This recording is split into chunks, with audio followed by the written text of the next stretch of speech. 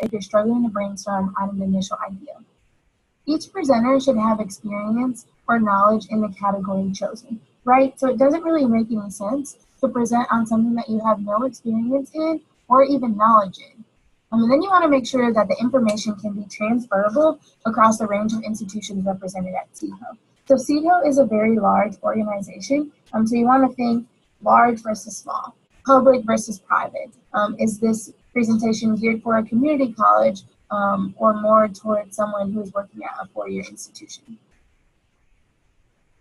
So who is the presentation geared towards? The different options include graduate students, new professionals, mid-level professionals, upper mid-level professionals, and senior-level staff and CHOs. Is your presentation only geared towards one specific audience, or is it geared towards multiple? You definitely want to also think about the knowledge and skills needed by each group and work to consider the best way to convey those within your presentation format. So we have 4 different ways that you can present your program. So first is Pecha Kucha. So in this presentation style, the presenter shows 20 images for 20 seconds each. The images automatically advance while the presenter speaks. So this presentation is roughly about 6 minutes and 40 seconds.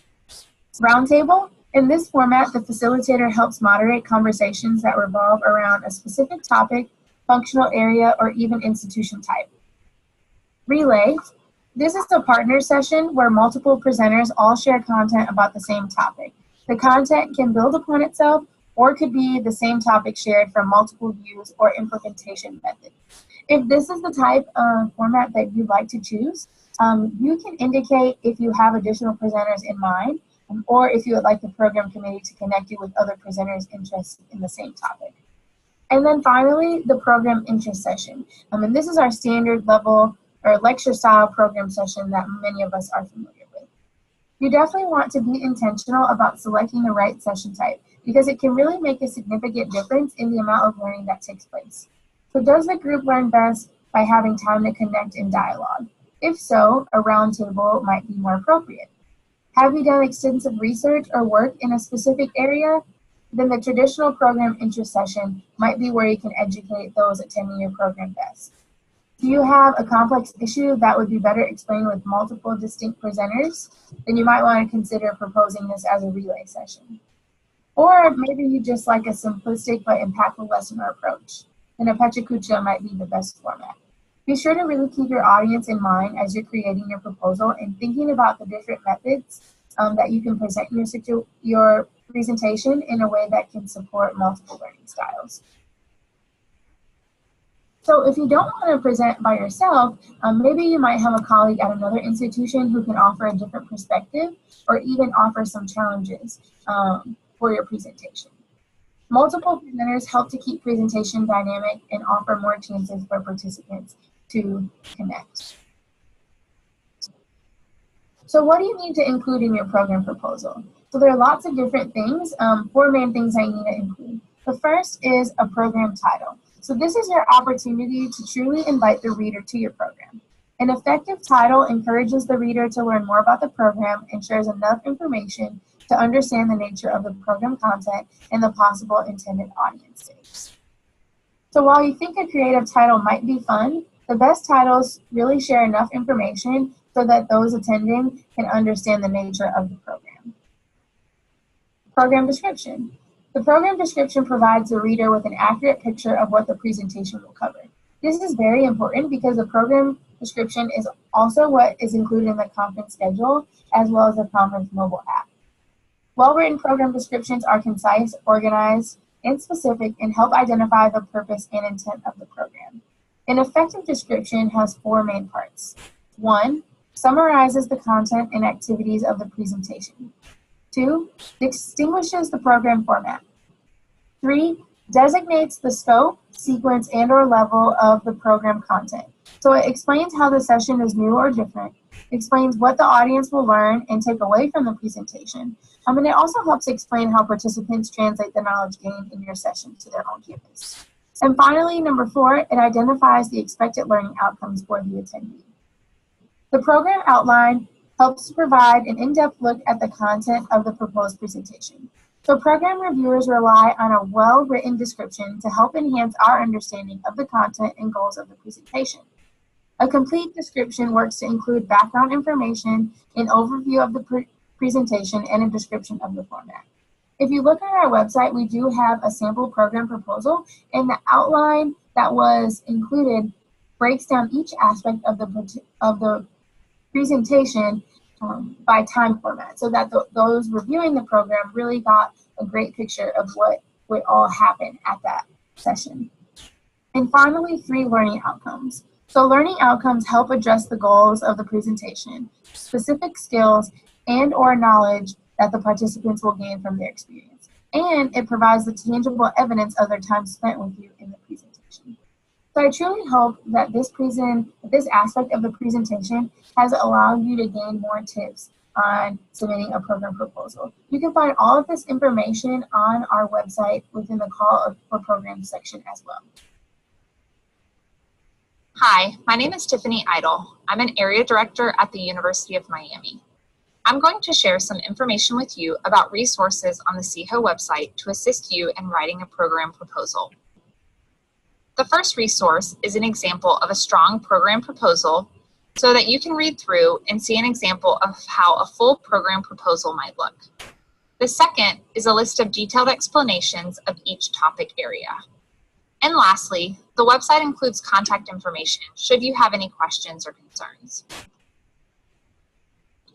You'll be able to find the resources on the SEAHO website on the same page as the Call for Program Proposals. Directly under the Call for Program Proposals is an area titled Resources, which has clickable links to more detailed information. One of the clickable links is the example program proposal. This includes the full proposal of a program submitted by Tirza Watts, the Associate Director of Residence Life at UNC Charlotte. Again, this is a very strong program proposal which goes above and beyond the required information. There is a full rationale for why the program is relevant, which is not required, but provides a lot of clarity to the program reviewers about what can be expected. The next section on the website, beneath resources, is topic options, which goes on to list the 9 topic categories for your program. Each is listed with a brief description of what that topic area includes, but above the list, there's a clickable link to explore the topic areas further. Which brings you to this page. As you can see, there is then a much longer description for each topic area and what types of programs or information might be covered in that topic. You could use this resource to get a sense of where your program might fit, or you could use it as a way to come up with an idea for a program proposal. Lastly, at the bottom of the Call for Program Proposals page, there is contact information for the Program Committee Chair, Aubrey Adams. Feel free to reach out if you do have any further questions.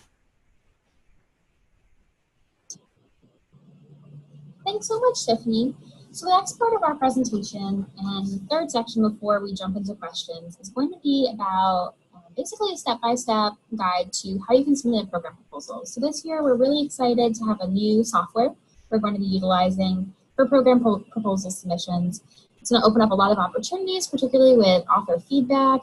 So we're going to be able to give feedback to presenters who are accepted prior to being presenting at the conference.